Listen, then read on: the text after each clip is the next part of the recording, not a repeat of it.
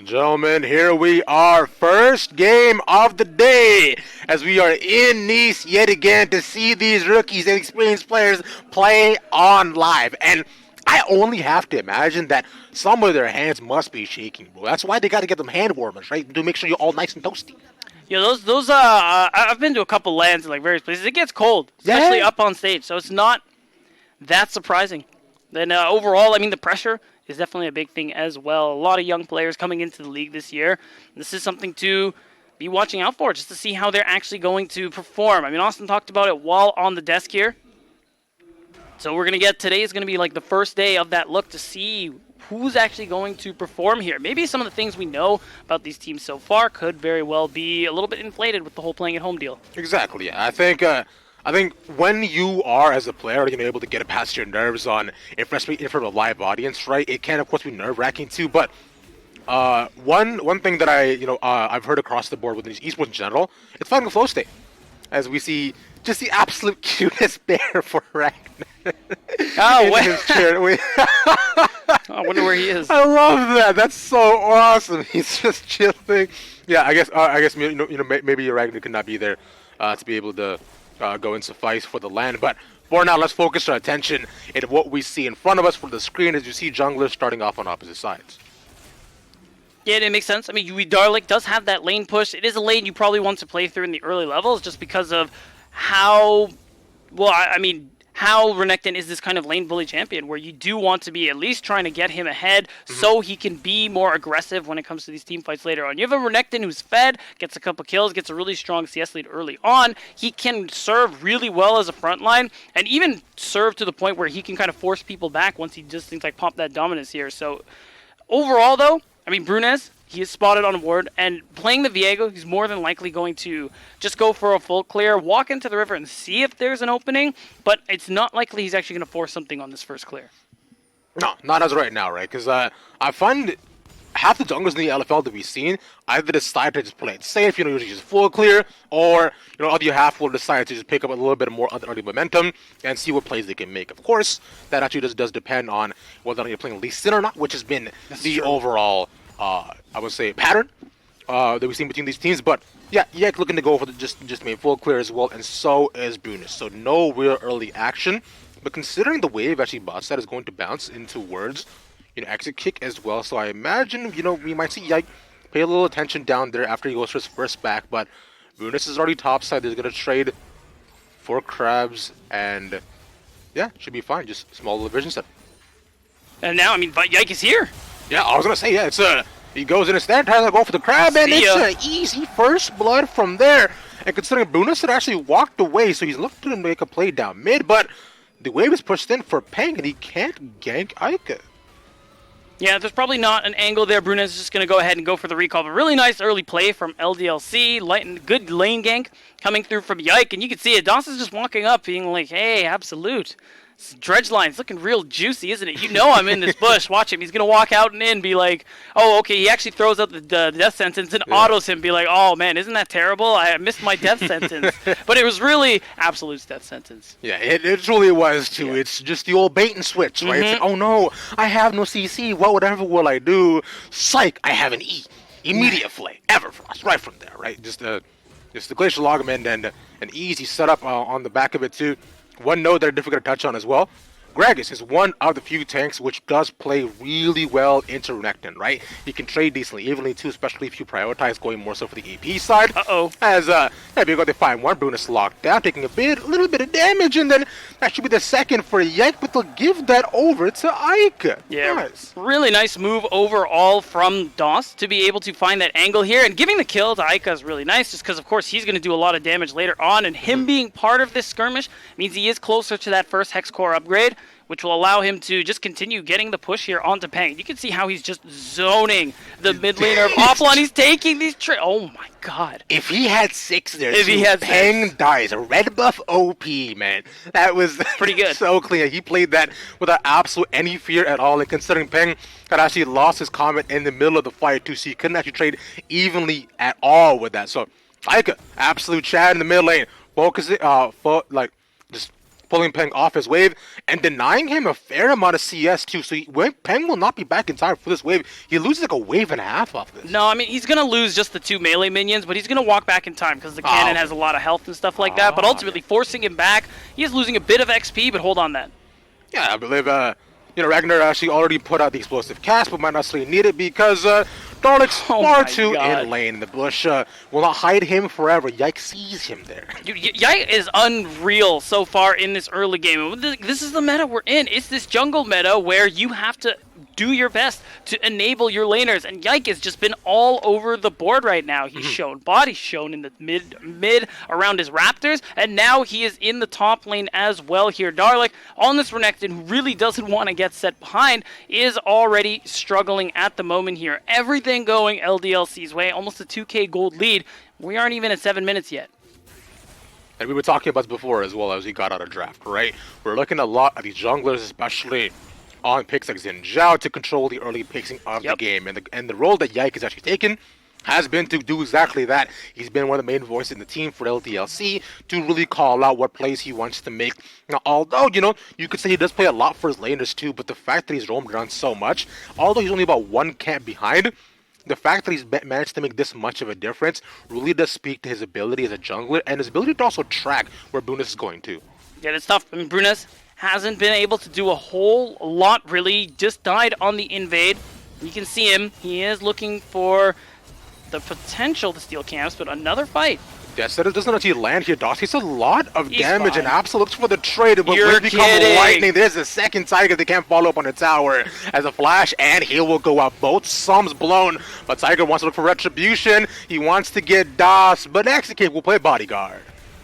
Yeah, not a whole lot to really do about that one. Executive's still going to be able to shove this wave, and Yike is still going to go for the invade. Actually, there is a dive angle. No summoners on this Jhin.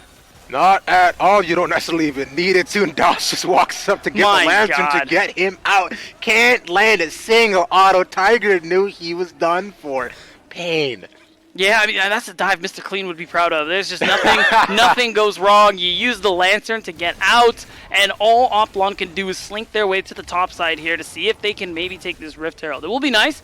It's a way they can get some gold back into their pockets here, potentially, especially if you want to drop that in the mid lane, because Peng, even though he has been not having the greatest time in this matchup, I still think ultimately he is who you're going to be leaning towards into the later parts of the game. Anyway, we talked about it in draft. Tiger falling behind is really unfortunate, but ultimately, like, he is playing Jhin. It is about more the setup with things like the Deadly Flourish, the ultimate, and hopefully Peng will be able to get some of these resources so they can really unlock him. I love how much Ragnar's is BMing against Darlik. He's feeling it. It's just consistent emotes and spam in the middle. He stays in the middle of the lane. You can just tell the LDLC guys right now are oozing confidence right now on the stage. They feel very confident about the matchup too. But like you were mentioning, right, Peng has not been able to get a ton of resources considering how the early trade actually went for Ika as well. And with him getting that red buff too, that does mess up the wave state for him a lot. So he has to kind of take awkward backs. So I'm looking at Brunas to try to just come in and relieve a little bit of pressure off of him. Speaking of pressure, the Ragnar might be in some a little bit. He doesn't have the explosive cast, and the flash will be blown. So there you go. Darlik is getting the better of Ragnar in this exchange, which has got to be good. It allows him to shove the wave, but ultimately, still LDLC winning out a lot across the map here. They pick up the first dragon, they get these camps on the bottom side, and you can see Brunez just has to kind of watch it happen. I think he's actually on the outside, in lane, knows that Yike has moved his way in here, and just has to go back and see, okay, did he leave any of my camps? None, that's so much pain, man. But wait a minute. Instead, he won't necessarily need it. Campus, he decides to take a 3v3, but the Moonlight Vigil lands onto 3. They're all chunked down to about a quarter of their health is removed, and they decide to remove themselves from the lane. Yeah, that was an ambitious dredge line coming through from Absolute. Yeah. You saw the Lancer go out, so I'm not really sure. He's thinking, oh, I got him, guys. I got him. And then he realized, wait, nope. Got to flash away. Ultimately, it doesn't cost them too much for the play. The death sentence doesn't land, so LDLC don't pick up any more kills. But, man, they are running the game right now. They're up 3,000 gold. Oplon, so far, haven't been able to do very much. No towers, no kills, nothing. Unfortunate cast that if that lands just a little bit forward, that would have been likely a solo kill for Ragnar. Too early on to level 9 with a Gragas as well, with almost not a single completed item against a Renekton. You gotta be feeling really good about yourself, and he allows you to get the bag off too. I could see he was thinking like, no, do I stop this? Do I actually interrupt him? But no, he decides to let him move back. There's no TP up either, so Ragnar will instead decide to just let the wave crash into the tower and get the back for himself. Should be able to get just half of his first mythic as well. Across the board right now, though, LDLC are absolutely running the map, and there's the camp tank.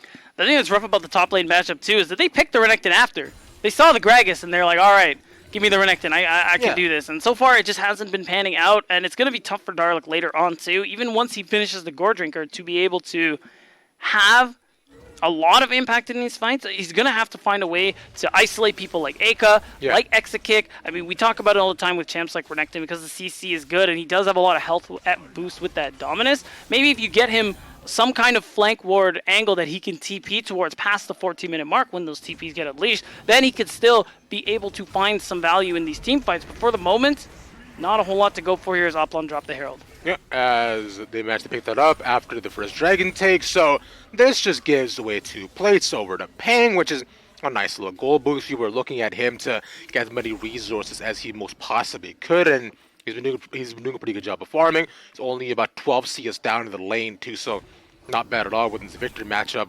But Runas yet again, right, is just being relegated back towards trying to farm his camps, and looking at his laners just get camped over and over again. He hasn't been able to make any proactive plays. It's been sort of reactive, trying to just respond across the entire map as Yike looks to push in Darlic, and there we go. Half his health is gone, and they'll be able to take at least another plate off this top tower, but won't be able to kill it as Das finds the hook on Brunus, and Brunus is just dead. And says, oh, okay, he goes over the wall. Heartbreaker Moonlight Vigil does not land. Man, that's twice now. Brunez gets caught on the invade too. That's really good awareness from LDLC. Every time you see a Yike show on the other side of the map, DOS, and this time Exakick as well, move through the jungle and be like, hey, Brunez might come to steal a little bit of camps because Yike is showing, try to punish him if he can, but ultimately he gets punished himself. And now Brunez, he walks away, but it costs his ult, his flash, and he has a minor CS lead. But look at Yike, who's 4-0, been part of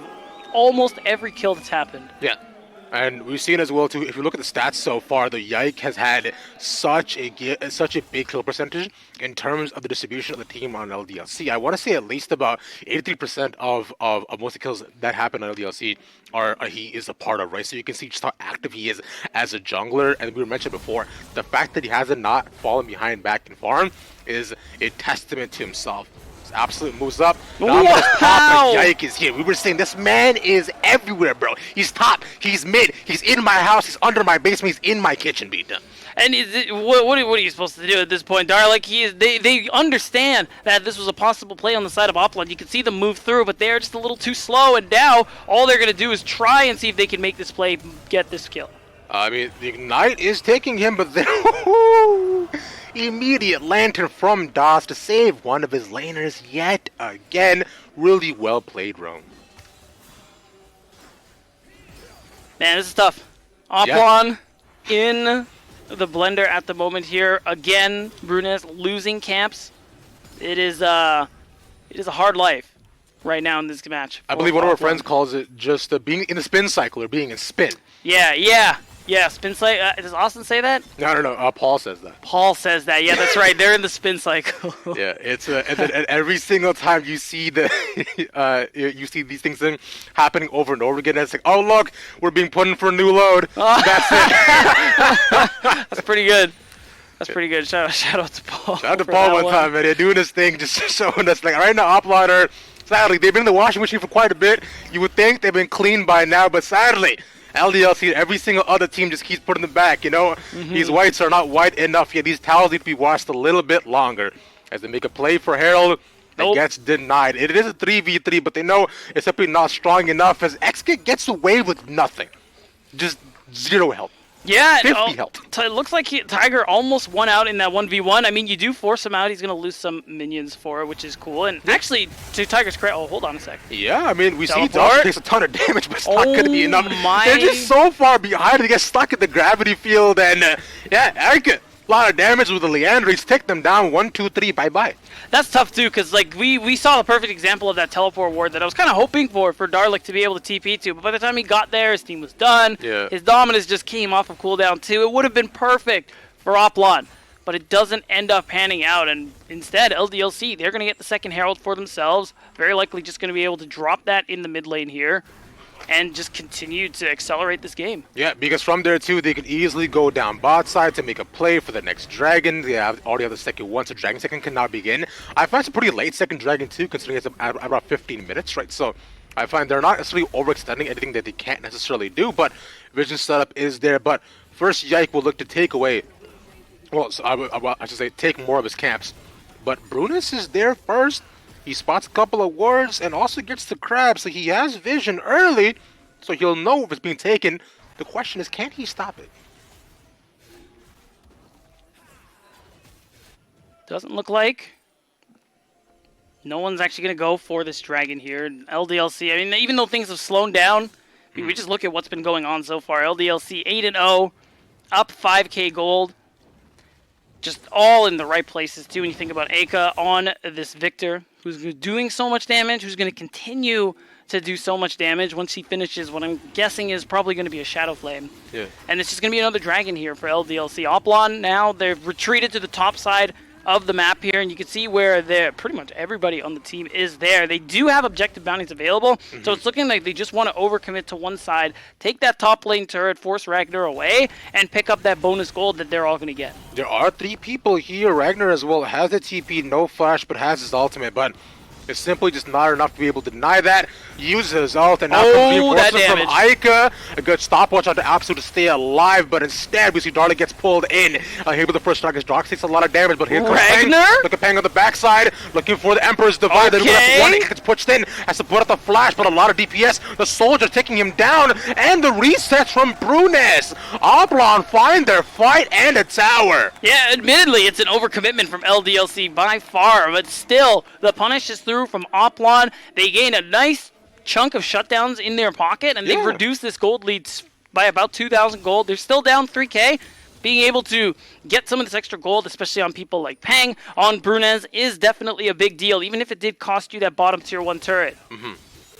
And I guess from that, it is quite nice for them to get some solvency back into this game. And like you're mentioning, if we just look at it, there's absolutely nobody here. There's 4 people going down bot, and I find, considering even just how far they are, Ragnar realistically should have just gave this up and walked away, and everything would have been fine. But he decides he wants to get at least 1 kill out of it.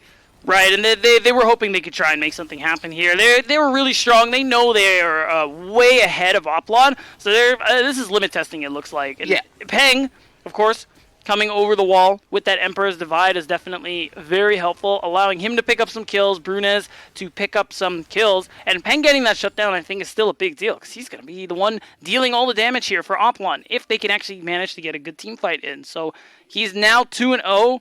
He's honestly not very far behind in CS. We're looking at, what, 12, 13 creeps. It's honestly not that big of a deal. Yep. So once he gets to 2 items, depending on what he's going to build, he'll still be in an opportunity to be able to make some plays here. I just fear that there's going to be a little more pressure on him just because of the state Oplon are in this game, especially if he's not building things like a stopwatch, a Zonia's. Is he going to go in for a big slide into an Emperor's Divide? Yeah, because right now it looks like he's building Shadow Flame, which makes sense because of all the shielding that's on LDLC. So he should be able to put out a ton of damage. But like you mentioned, previously in that fight, he did have to come around just to get the side for the flank right outside past Gromp. So he can get spotted there too, and the Emperor's Divide was quite nice as it forced out Aka's flash. But from there, he will have to be frontlining a fair amount of the initial DPS if he wants to get involved in the 5v5s. It's a 3v3 for now. Darlic goes in, and Absolute is immediately popped. No stopwatch this time as Peng going the backside. No shuffle to be had. Is that he's the one who has to flash out. Ike goes in. Blast Cone will save the Emperor's life. Yeah, that one was tough. Peng did have to flash away, and unfortunately, he tried to make that play, but Exakick ends up dodging it out with his own flash here. And in this, what was a 4v5 scenario, LDLC managed to come out on top, and they're just heaping on the pressure. The gold leads back up to 5k. It's going to keep going higher. They're at a point where they can just recall, spend that gold. They can start Baron if they want to. They're at a point where if they really commit as 5, they could do whatever they want on the map. Ike's dead. I could get spotted in the ward. Yeah, but he's one more. Gets the Lantern now. Okay, but luckily Bruno actually flashes for that. Gets the reset. I was about to say, Imagine if he gets away again, bro, that would have been crazy. And DOS will be the next target. I mean, you're getting to a point where Oplon, they're going to have to try and make something happen here. You see that Ragnar shows on the bottom side of the map. You should know he doesn't have TP. Do you make a play for the Baron because you took out the mid in support of LDLC? I mean, you see the pings coming through. They want to shove this top wave. Maybe they make a play for the Baron, but it's looking like they're running out of time there. They don't even move up to put much vision in. Oh, Tiger. There we go. He gets caught, pushed back, and he knows he can do nothing to contest against this. He showed mid. He's a bit too far up in lane, and Ragnar and Yek find the angle. From here, they can immediately make a play for Baron, but Brunes and Absolute are on their way. Man, yeah, that one is tough. All Peng really gets to do is shove that top wave. I think he's taking the Grump too from Yike's jungle, but ultimately, not a whole lot coming out of the kills that Oplon managed to find. They're going to have to force something really soon because at this rate, LDLC, they're just going to bulldoze them into a win here, Robin. And now they don't have any vision still because they didn't push that vision line into the topside river in the jungle. Now they don't know who's actually on the Baron. Yeah, and I find that has been one of the main issues we've seen out of Oplon, right? Although they get some nice fights in the middle, they get a couple of picks on their main carries, but from there they get nothing across the entire map.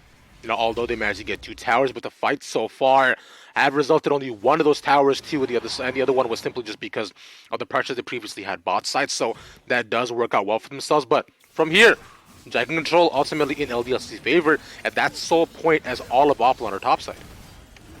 The information might be there. They don't know nobody is around the Baron. What are Oplon going to do about it is the question here. The question mark pings come through. Most of them are there, but no commitment still to this Baron. Oplon, they just keep losing and losing out on the map here and aren't able to trade very much for it. They do set up a lot of vision in their favor, but ultimately it's not going to amount to very much because when it comes to LDLC, they're just going to come back on the map, get mid-prio, and immediately move up to clear out all the vision here. So it's not going to end up amounting to very much unless Oplon try to actually make a play for that Baron. Yeah, because you saw there was a small window where we could have seen a Peng alongside Brutus and Darlik actually start the Baron, right? And it would have been a decently fast Baron, considering Tiger was also there, and Peng does put out a fair amount of damage alongside Brutus, so they could have fought for it if they wanted to, but LDLC is a bit too far ahead, and all the team fighting tools, I find, just swayed them away. And for now, like you mentioned, their beatdown, the map is dark for Oplon. They have one ward, which is just the crab topside, and that is it. But one more in the top side behind Baron, but now that's it. And now LDLC, they know Oplon knows the Baron is being started because of course the Scuttle Crab, as you mentioned, is in their favor. But ultimately, LDLC, they're just waiting for a bush play. At this point, they're just going to walk out and be like, okay, well, you can't do anything about us pushing this wave up. So that's exactly what they're going to do here. And man, this is tough. Oplon, not very many options left to them here. They're basically depending on another catch-out like the 2 we saw before. LDLC playing a little disrespectfully, and that's something Oplon can look to punish, but not just punish. They have to turn that into more. As they look to do more right now, Absolute goes in, looks a lockdown exit kick, but he's by himself. Nobody else can follow up. Instead, Ragnar is just zoning 3 people by himself. It's just 1v1s across 3 different hands. Jake is up against Brutus. Tiger has to run away. They throw down the barrel as they give him a little bit of an escape. But Tiger instead will likely die, but on the backside, exit kick gets soloed by Darlik too, so they get 1 out of it. Right, that was not a good fight. Really broken up for Oplon overall. Absolute looking like a Hail Mary, seeing if he can try and set something up here. Threw a lot of CC into exit kick to his credit, and wasn't able to end up doing much about it. It was Darlik at the end of the fight who ends up taking him down, and this isn't enough for Oplon to do something with. They don't have their jungler, they don't have their AD carry. All they can really do now is walk back, try and push out this top lane, and then just wait until the rest of their team respawns here. We're at 2 minutes away from Mountain Soul. That's the nail in the coffin here if LDLC managed to get that for themselves. Yes, sir. Now, to be fair, though, LDLC were not able to capitalize much off of Oplon's fight there either, although they only lost 1 person. But the waves ultimately were in Oplon's favor, so they had to go back, reset mid, top, and bot. Top still a little bit within Oplon's favor, but should be at a pretty even state right around the middle part near River. So if you could potentially see Darlic going there to try to push that in, that would be a nice pressure point that they could potentially have for this setup against Baron. As like you were mentioning, 1 minute and 40 until Dragon. So Oplon needs to find some sort of trade across the map if they're not planning on fighting for this. I don't know if there is really a trade that they can make here. That's the problem. Because we're still a minute 30 from this Dragon, and the Baron definitely can't go LDLC's way if Oplon wants a chance at winning this game. Yeah. So right now, you have Peng, who's pushing this wave. He does have TP, that's why they have him on the bottom side of the map. And it's just going to be now a question of, can they actually get the fight they're looking for? Okay, Death Sentence barely misses, but you can tell they're looking now, LDLC. They know Baron is the play. They know Oplon want to do something about it. That's why they commit forward to pushing mid. But they, as soon as an equal, even lesser number of people group up from LDLC, Oplon respect and have to back away. Ragnar actually does find Peng bot side too, so he forces them to already back away as well, as like you were mentioning. 4 people mid, looking to be 5 as finally Darlic goes topside to respond to the wave. If he manages to catch up Peng on Vision, it could be nice, but instead, sorry, Ica on Vision, but instead Ica is looking to back, and Ragnar decides to just poke a little bit against Peng. Is he going to be able to solo him? He takes a fair bit of damage. The soldiers do a lot of damage. Yeah, he's caught in the backside. Brunis is here too. Can they get him out of this DOS? Yeah, no, they can't get there in time. Ragnar just disrespecting Peng's damage, but that's a 5v5 as they find Brunis. That's 2 for Peng. I think there's a lot of damage too for Peng. The ADC gone. LDLC cannot fight this, and they gotta run.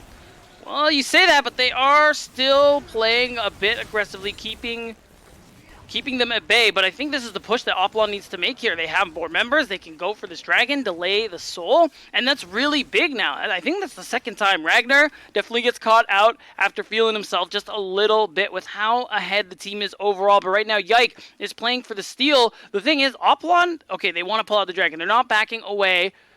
Oh, here we go. As he goes in, the lanterns out, he steals it! No. Yike is just way too good. That's the smite. Darlic might be in trouble up against Dosto, but the question is, he stopwatches the teleport for a couple more seconds, but it will not save him, though just that Damas runs out in time. There's a TP. Ragnar, brother, you are by yourself. Why are he you doesn't so care. far? Yeah, he does not care.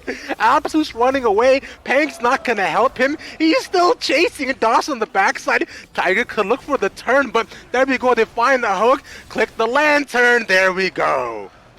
Man, this is limit testing to the extreme coming out from LDLC, but look at what all this pressure buys. The walk up to the Baron, not only will LDLC get one, they're going to get the other, and look at this, Ragnar still harassing them, still making sure that, hey, this is your side of the map here. You don't get to do anything about this Baron we're taking. Yeah, he's holding them all air. Hostage. Oplon knows that, they have Baron on the other side. They can do nothing at all. The contestants simply have to watch the game slip away from their hands second by second, as here's that steal. Man, this is brutal. They still have the numbers, but it's looking like they don't want to turn and fight here, and because of that, unfortunately, Smite just isn't there. And, I mean, it's painful. They didn't have Brunes to begin with, so of course, it was going to be a tough call for them, but they had to try and deny the Soul. Yeah, and with Ragnar also TPing in as well, right? There was just look how long this goes on for. He is too long. He is literally in enemy lines on Vision by himself, looking to solo Absolute. That hook landing was their saving grace, and he's 2v1ing as if he's literally full build. I mean, he's pretty close, if we're being honest here. But at this point now, with picking up Baron, picking up Mountain Soul, LDLC are just looking to continue this stranglehold they have on Team Oplon. And at this point, it's just going to be about removing these towers. It's going to be about taking that one last winning fight. We're at the 30-minute mark, so these spawn timers get pretty long. Yep. All LDLC really need to do is win one more team fight and then put this to bed. Yeah, that's realistically it. As they look to pressure 2 of these lanes, the same sort of one for a setup we've seen as Yike and Doss look to balance it between mid and bot side. But a lot of attention from Oplon is still on the bot lane. If they can just deny this siege, this could be quite nice, but it's a double cannon wave. And so they have to choose what they want to lose first, and Ica will focus on the mid inhibitor. As the wave comes in, a nice shuffle to push 2 back. Yag looks to go out, immediately wind becomes lightning in a second. He is out of there. Pang dies, Darlic is low, and this is the final fight you were looking for here, B-Town. Immediate trigger, Pang knew he had to do something, but that something was not enough. Clean, cool, and surgical from LDLC as they take down Oplon. And just like that, Oplon going down to their 7th loss. LDLC still keeping the fight going for first place in the league. And they do it yet again.